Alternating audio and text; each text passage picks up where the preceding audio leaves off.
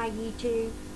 I'm here. I want to talk to you about the New World Order that's being formed. I was wanting to take you back to the Bible and let's see what the Bible has to say about it. Chapter 13 in Revelations is a real good place to start if you want to study the New World Order. Chapter 13:1. And I stood upon the sand of the sea, and I saw a beast rise up out of the sea, having 7 heads and 10 horns, and upon his horns 10 crowns, and upon his heads the name of blasphemy. Now, the sea is the masses of people of the world, and the 7 heads are the 7 continents or dominions, and horns is always symbolic of power.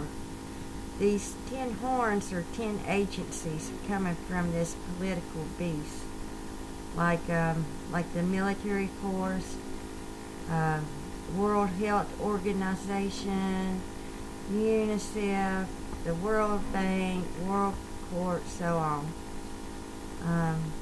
Sort of like the government system under Nimrod in Genesis 11. The 10 crowns or 10 men are heads of large governments, like our president, each after their nation and so on. Each president's given their authority over to the United Nations willingly, and the world is being divided into horns of power.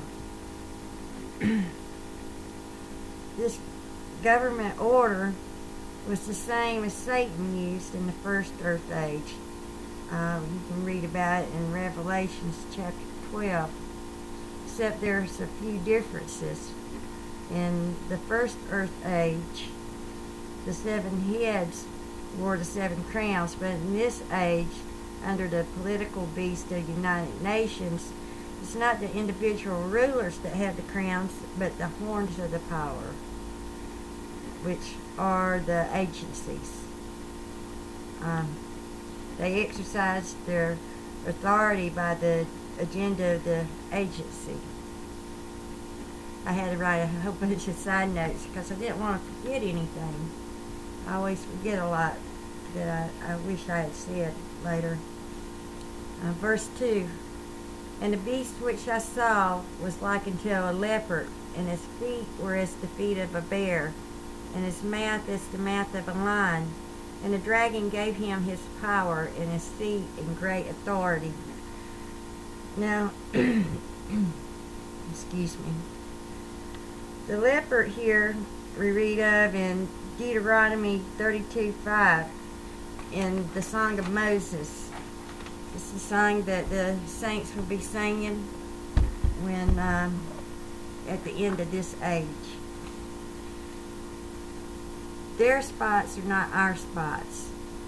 These are those that claim to be Jews, but they're not. They claim to be of our brother Judah, but they're not. They're the ones doing all this evil stuff to us. You can read in Revelations 2:9 and 3:9 that God was very pleased with the only 2 churches that taught who these Jews were.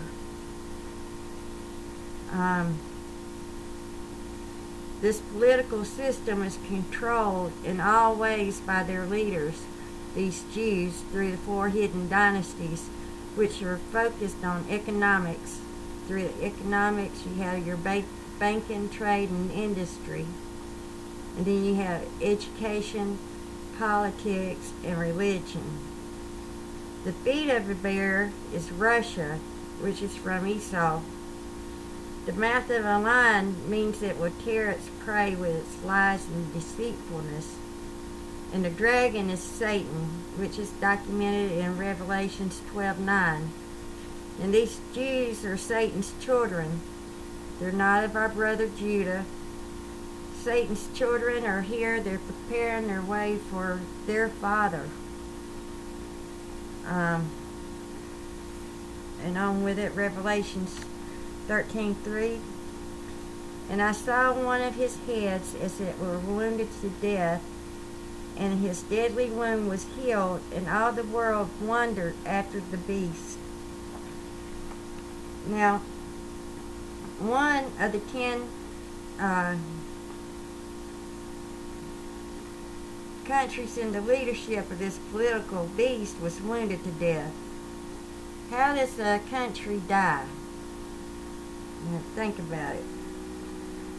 The whole world comes to its defense to prop its government up because the whole world is under the same one world system. This is when the second beast comes to play. Satan himself is the second beast. He'll be coming as a religious beast.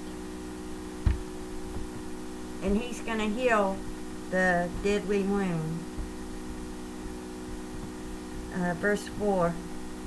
And they worshipped the dragon which gave power unto the beast, and they worshipped the beast, saying, Who is like unto the beast? Who is able to make war with him?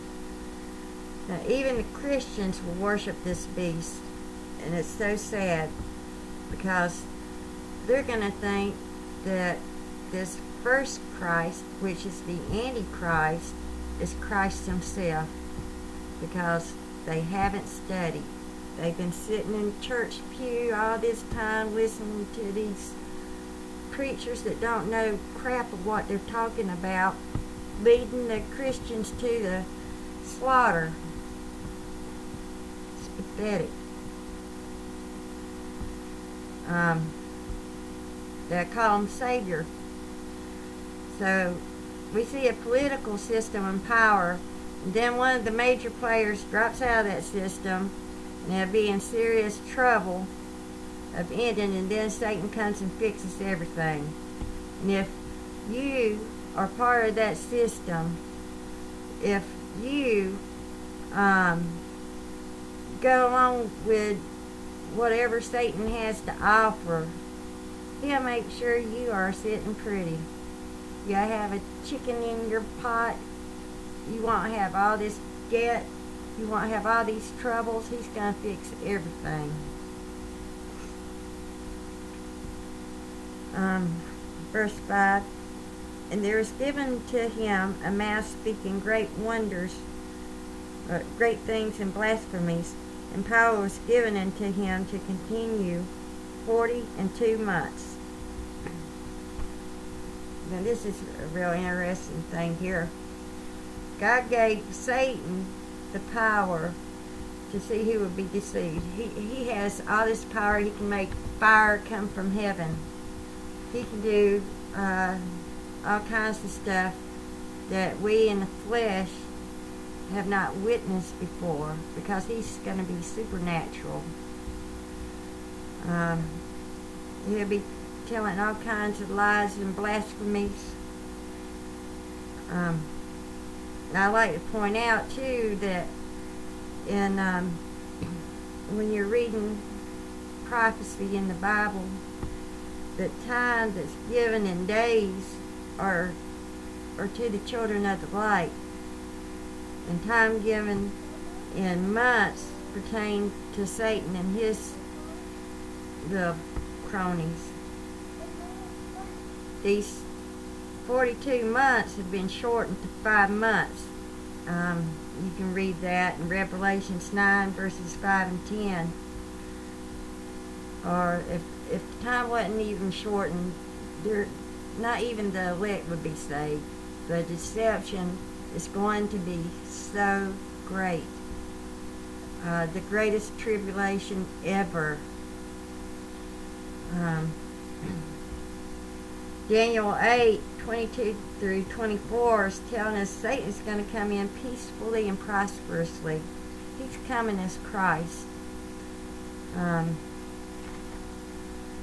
I'm running out of time right now, but that'll give you something to think about, something to read, and discuss and sort of line it up with what's going on in the world today. I hope y'all have a great day.